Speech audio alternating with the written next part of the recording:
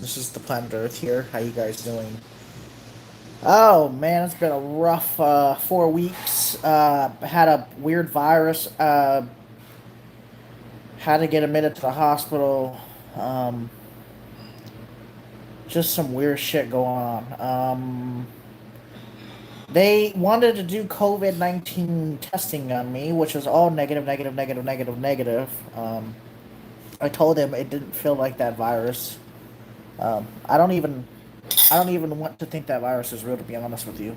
Um, so wasn't the virus? It was a different type of virus, if that makes sense. But it wasn't that. It wasn't SARS. It wasn't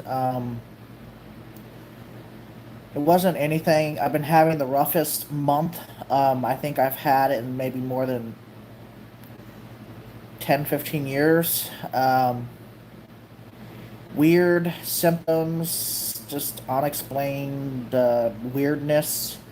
My blood work is abnormal. Was abnormal, so, for some reason. Just weird blood work. The doctors were weirded out by the blood work. Like my GFR was low. My ALT was high, and then my HGB, or not HGB, but my MCH, of course, again was lowish on my MCH, meaning anemia. Go to the hospital. Oh, Jesus Christ. So going to the hospital, getting treated. They keep coming up with this diagnosis of dehydration. Dehydration is kind of weird because my potassium level is fluctuating and they don't know why, but the weird thing is I'm not losing potassium in my urine, which they tested for that. But they are a little bit weirded out why it keeps fluctuating between 3.5 and 4.1. It did stabilize after I started to feel better, but they didn't find anything that would be detrimental to a permanent health issue, such as liver or kidney disease. There is nothing really physiologically in my blood work that shows I am sick. Like we're talking like sick. Because I'm a bit of a worry person, I guess you could say. I look at the blood work. Everything is normal monocytes, eosinophil, basophils. The glucose is normal, the sodium is normal, the potassium is a little bit low. 3.5. That's low on some people level. It's borderline. Chloride is normal. CO2 was low, but I was having a massive panic attack, which would lower your CO2 levels in your body. As soon as I stopped hyperventilating, they retested that. It was normal. Calcium, normal. Bun, normal. Creatine, albumin, and alkaline phosphate is normal. Um, so weird. Cholesterol, normal-ish. A little high on the LDL, but nothing that would be concerning to even a doctor, but not enough to cause issues. There's no clogs in my carotid arteries, but they did not check my heart. Uh, there's no abnormal clogging, and they did a CT scan of my brain.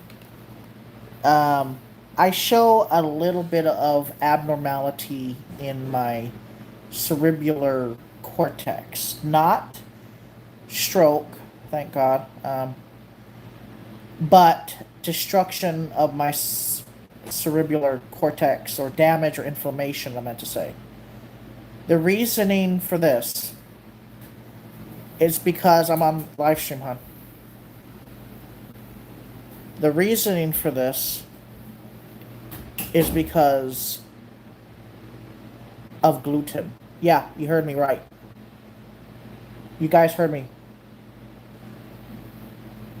They ended up doing some antibody testing to a laboratory, and it is off the charts. I am completely allergic to gluten. I have been eating wheat-based products for the last my whole life. My body cannot handle any gluten, wheat, gluten, rye, whatever the hell you call it. It is completely fucking allergic to gluten. It has caused me damage in my stomach lining, my intestines. It has caused excessive inflammation in my colon. It has caused excessive inflammation everywhere in my body. It has caused me to even have a little bit of inflammation in my heart. This is a non endocarditis. It's not endocarditis, but there was a little bit of inflammation, but it was throughout my whole body and not just in my heart. The heart is good now. No inflammation now. My white blood cell counts have been elevated, and I noticed that the white blood cell counts for years, based on my previous encounters with the emergency room, has always been around 12. And guess what, guys? Every time that I had went kind of gluten free, my white blood cell count would return to normal. So this is most of this that is causing all my issues all these years has been because of a gluten ataxia confirmed and diagnosed by a neurologist. A neurologist, not a regular doctor. It's there that they've diagnosed me with gluten ataxia. It messes with your balance, it messes with your ears, and it messes with your inner ear. It messes with your cerebellar cortex. It messes with your balance in the back of your spinal cord. It can cause inflammation of your spine in really bad cases, which it has done to mine via spinal tap. I have been damaged by gluten. Gluten has damaged my colon. It has damaged my spinal cord. It's damaged my nerves. It has damaged my balance. My movements are ataxic. That's what the doctor said. Uh, I knew there was been something wrong for the last like 5 or 6 years. I didn't eat a lot of wheat when I was in California. I don't remember eating a lot of wheat. I mean, I would have a occasional jumbo jack with cheese in California, off of Sepulveda. But Santa Monica Boulevard, sometimes I go to Jack in the Box. Sometimes I go to the Jack in the Box near Marina Del Rey, and north of Marina Del Rey near Venice, but closer to the 5 freeway. And I would have like tacos. No problems with the tacos, obviously. But all of this that's been going on throughout my years of suffering and my anxiety going out of control more than normal, it is because of a gluten ataxia. It is an autoimmune disorder. My body is attacking itself because of the gluten. Wheat.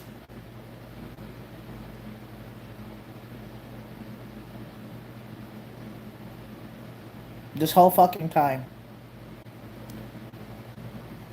My body's been inflamed, completely inflamed. My intestines are completely inflamed. Colon's inflamed. Uh, Everything's inflamed. I mean, it's messing with my iron levels. It's messing with my folate levels. It's messing with the absorption of all these very important fucking minerals, and it is causing me to feel like I'm dying. And so far it's been about a week and 2 days now. I have not eaten anything with gluten. I have kept away from anything with gluten for now a week and 2 days. That's the longest I've ever gone without wheat. I am starting to kind of feel a little bit better. But the temptation to eat a delicious pasta meal is off the charts right now. They're absolutely delicious. And the doctor also says, I don't understand. You don't eat that much food, but yet you have all this weight. And then we need to figure that one out. I don't eat, guys. I barely eat any. I don't even eat 1,000 calories a day, guys. I don't even eat 900 calories. Sometimes I don't even eat 700 calories a day. I eat one meal and then that's it for the whole day. Okay? I don't eat like a regular fat American. I barely eat anything. I mean, barely. And just poquito, a little bit of food. So if you're having symptoms like I am having and you cannot get it explained through blood work, and you get a cardio workup a little bit, and they don't really see anything, and your troponin levels are normal when you're having chest pressure, even though that was purely from acid reflux, and just acid going up into the throat.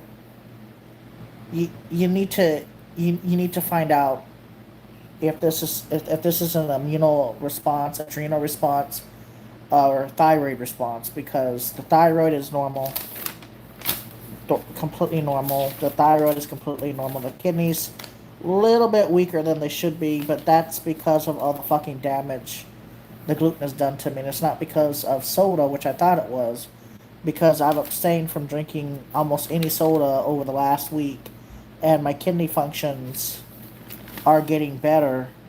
It was at like 78 EGR, and now it's at like 89 EGR.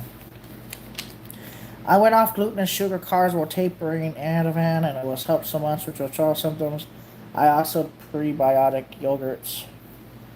Yeah, man, I'm not gonna play that same game with getting off medication. But I will tell you this: gluten ataxia is a terrible, whatever the hell it is. I don't even know if it's an illness or just an immuno response. But man, that shit is real. I thought it was fake. It's not fake. It ain't fake. Trust me.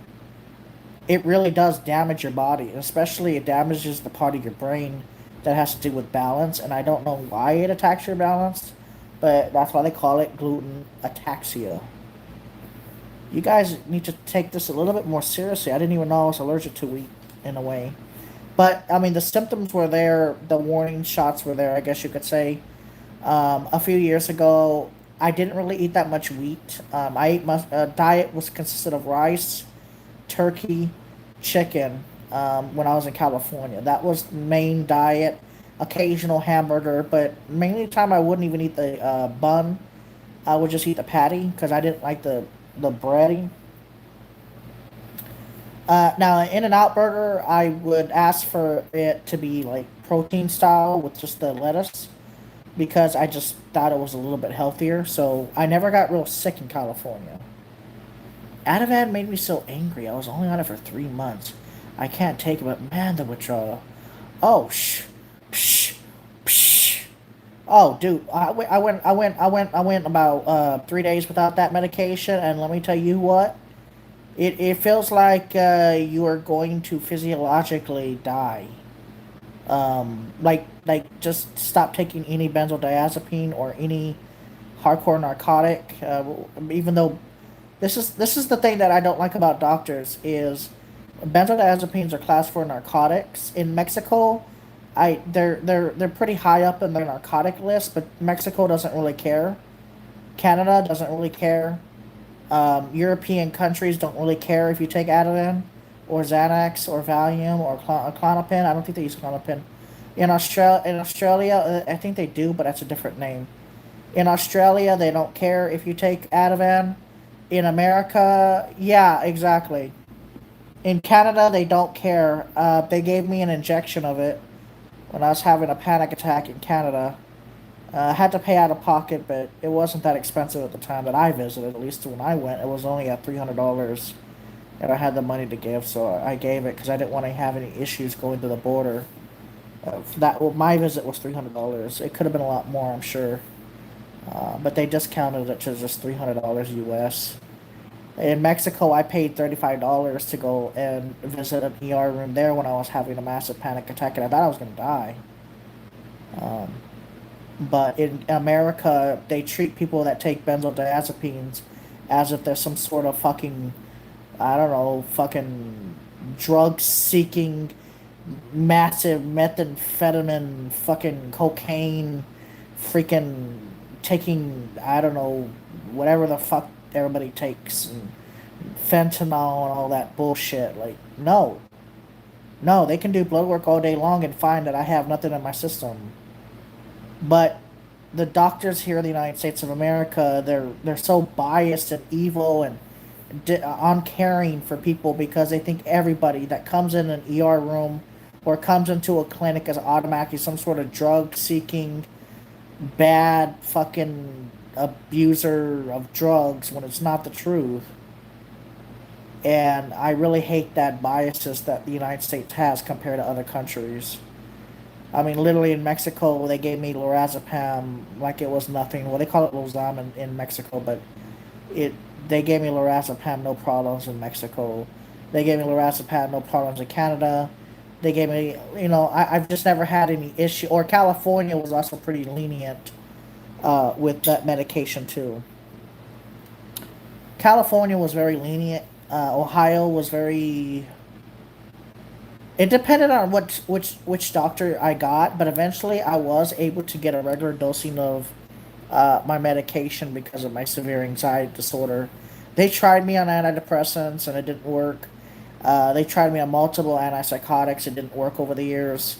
And the doctors came to realize that the only thing that would kind of help me out, and even that was kind of pushing it, was the benzodiazepines. That literally every antidepressant didn't work on me, and I would end up back in the days in the psychiatric units, and the antipsychotics would make me feel like a zombie, and I did not like that feeling, so I stopped taking them.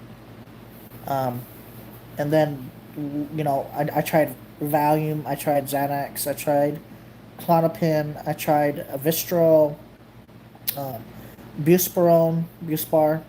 I tried the other stupid horse tranquilizer. I don't think they don't really sell it. It's called flurazepam. A lot of people don't know about flurazepam, and it's not a commonly prescribed drug as much as it used to be. But its half life is pure insanity. Cipralex, 12 years now. Just help me. Okay. Now, antidepressants don't work on me. Combo antidepressants like SSRIs don't work on me. They've literally seen me in the ER room for reactions to certain antidepressants, and they just said to stop taking them.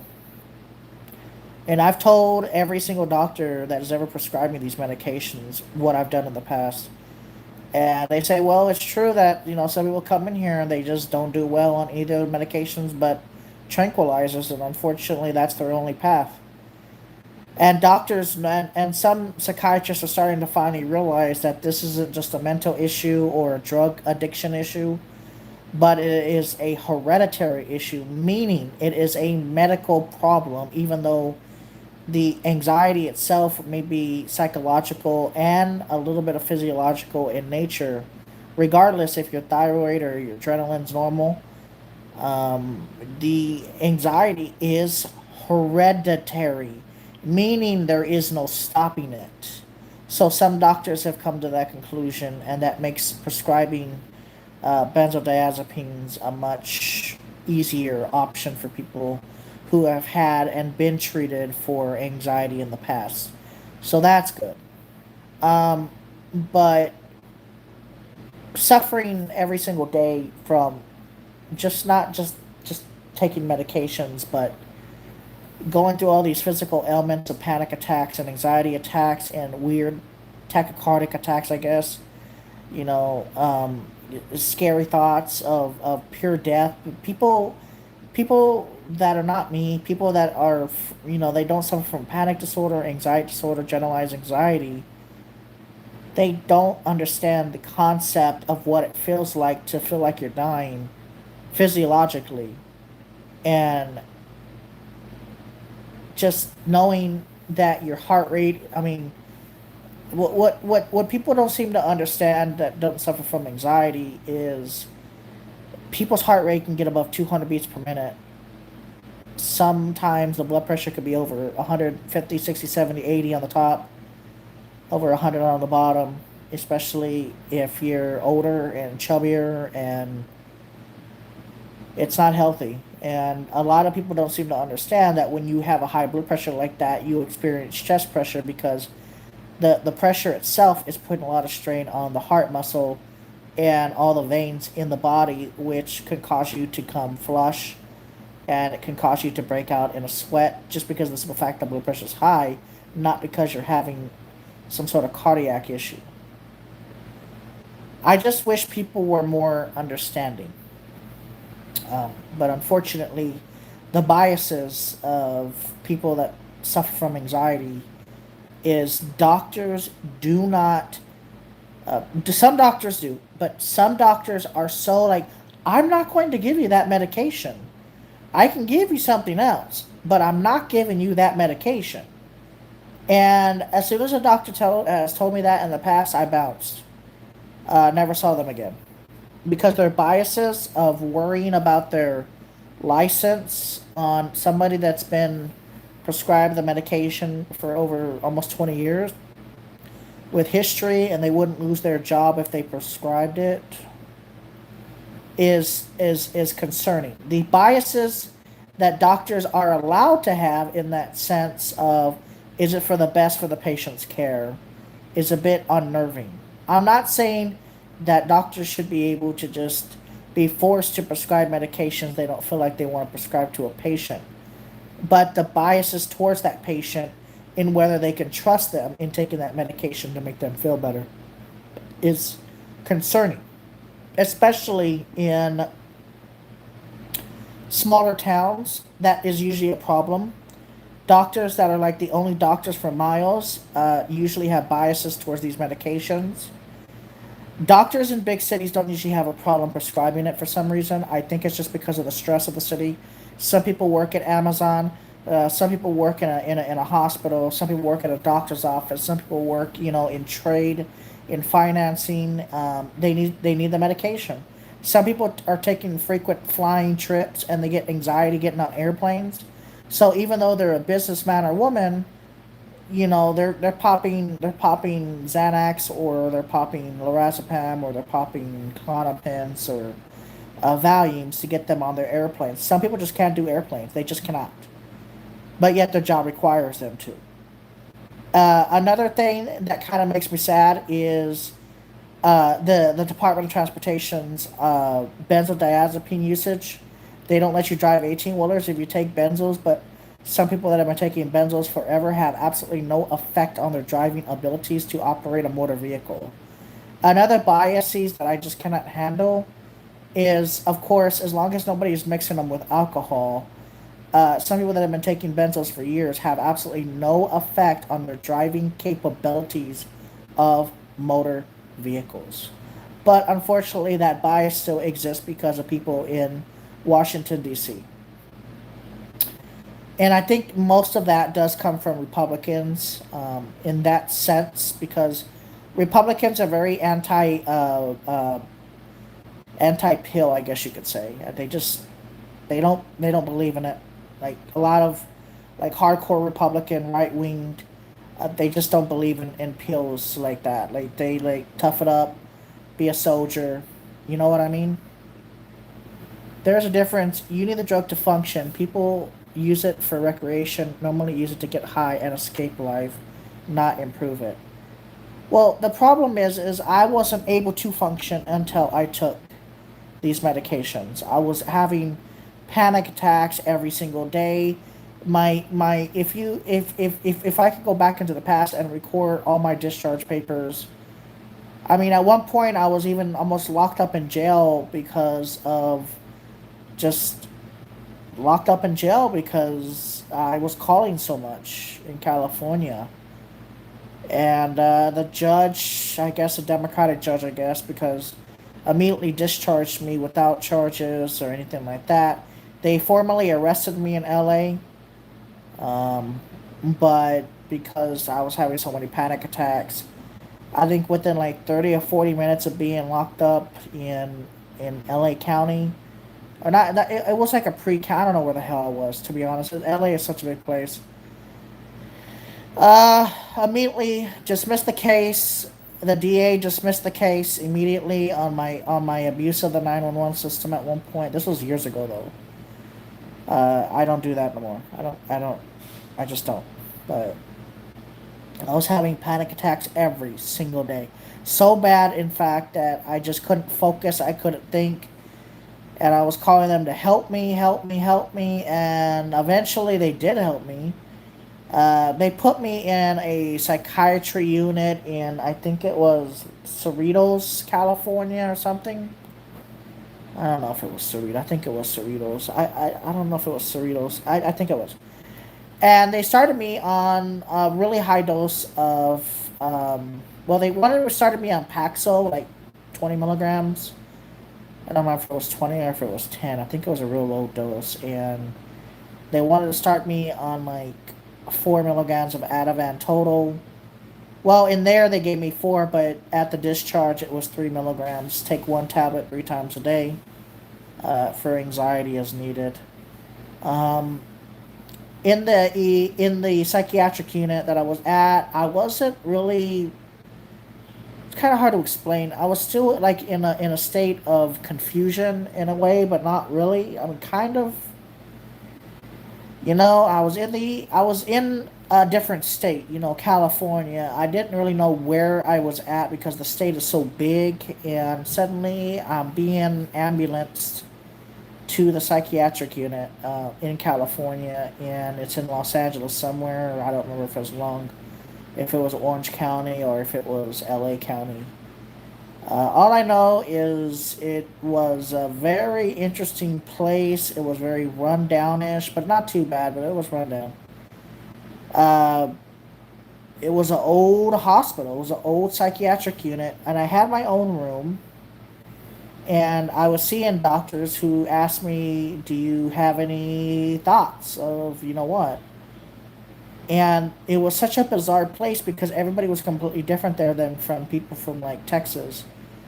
And the way the doctors treated me there was very hostile, and I didn't like it. Very hostile for no reason, even though I was being very polite. But the doctor said, "Yeah, you know what? You seem to have a really bad anxiety disorder, so we'll get you going here, and we'll get you out and discharged by tomorrow. I know what your problem is." And he he had me. Now I'm still hungry, hon. I'm still gonna eat this. You're gonna eat it?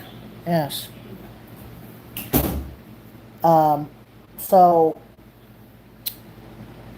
the doctor injected me with through muscular injection by a nurse. They had me injected with the benzodiazepine, and it helped tremendously. I was able to relax in my bed in the psychiatric unit. And in the morning I woke up, they woke me up at around 8:30. They said, "Do you want to take a shower?" I said, "Yeah." And they said, "Okay, where do you live?" I was like, "Well, Marina Del Rey." "Oh, okay, all right. Well, let's go." So they ordered a taxi driver. It wasn't Uber. It was a taxi driver, and within 30 minutes, the taxi driver was there, and he took me there, and that was it. And they gave me I couldn't believe the discharge prescription. The discharge prescription, 60 days supply of the benzodiazepine that I needed, and I was shocked because they don't usually do that. And California was just that kind of place where it's just like they were a little bit more, I guess you could say, relaxed with prescribing stuff. And I did a really good in California. I was doing a lot better. I was getting a lot better in California. I did hate the traffic of LA, but other than that, I was doing really good in California. Mentally, I was getting better. I guess I was all that sunshine that California has, the constant sunshine, not too hot, perfect temperatures, good oceans. People were very friendly at the time. Now today, it's a whole different ballgame, but back then, it was a lot safer. People were very friendly to me, and I loved that they were friendly. And I made a lot of friends there, and that's what happened. And then I got a doctor, and I saw them each month, and they were prescribing me the medication that I needed, no problems, and that's it. And then just turned to hell after 2016. Don't know what happened, but that's just another story. Well, I want to appreciate you guys. I'm still trying to fight for you guys for the anxiety issues, trying to put them out in the open as much as possible, no matter what. And I'll continue to talk about this because I think it's very important that people on this internet know, the whole internet knows, that anxiety disorder is the most serious form of, or second or third most serious form of psychiatric issues on a physiological level that can affect people. It's like I say to the people, it is like having a medical emergency with all the symptoms, but without the medical emergency. It's hard to explain to people without anxiety. It's like, imagine, like I said, I'll say this every video, I guess, from now on. Imagine running at 100 miles an hour as fast as you can up or downstairs or somewhere or something, as fast as you can. Your heart rate is going to be flying out your chest. That's what happens with people that are just laying in their bed doing nothing.